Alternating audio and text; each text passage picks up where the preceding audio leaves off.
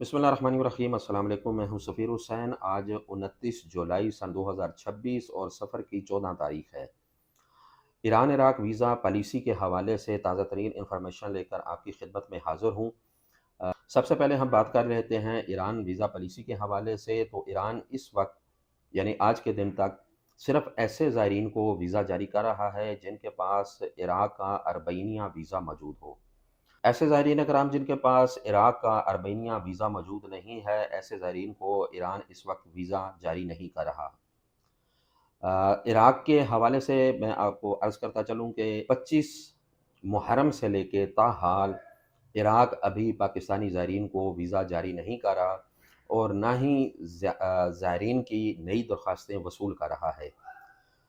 अलबत्ता बताया ये जा रहा है कि 20 सफ़र के बाद यानी 5 अगस्त के बाद मुमकिनात में से है कि इराक नई दरख्वास्तें वसूल करना शुरू कर दे और नई पॉलिसी जो इराक देगा, उसमें पता चलेगा कि क्या 50 साल से कम उम्र के ज़ायरीन को यानी चाहे वो मर्द हो या औरत हो, उन्हें वो वीज़ा जारी करता है या कि नहीं करता।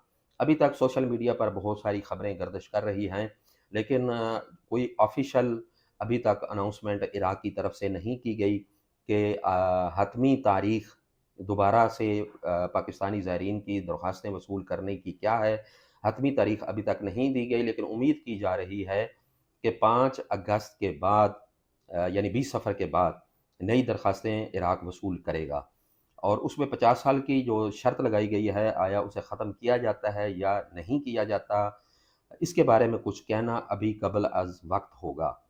और ईरान 20 सफ़र के बाद यानी 5 अगस्त से दोबारा ज़ायरीन को वीज़ा जारी करना शुरू करेगा, नोटिफ़िकेशन आने के बाद। यानी जब तेहरान से ईरान एम्बेसी पाकिस्तान को और तमाम कौंसलेट तक नया नोटिफ़िकेशन जारी नहीं हो जाता, तब तक नई दरख्वास्तें वसूल नहीं की जा रही। यानी इस वक्त ना इराक पाकिस्तानी ज़ायरीन को वीज़ा दे रहा है और ना ही ईरान वीज़ा दे रहा है। ईरान इस वक्त फ़कत उन्हीं ज़ायरीन को वीज़ा दे रहा है जिनके पास इराक का वीज़ा मौजूद है। मज़ीद इन्फॉर्मेशन के लिए और नई अपडेट्स के लिए अगर आप दिलचस्पी रखते हैं तो हमारे चैनल को सब्सक्राइब कर लें, बेल आइकन को क्लिक कर लें। इंशाल्लाह मिलते हैं अगली वीडियो के साथ, तब तक के लिए इजाज़त दीजिए। खुदा हाफ़िज़।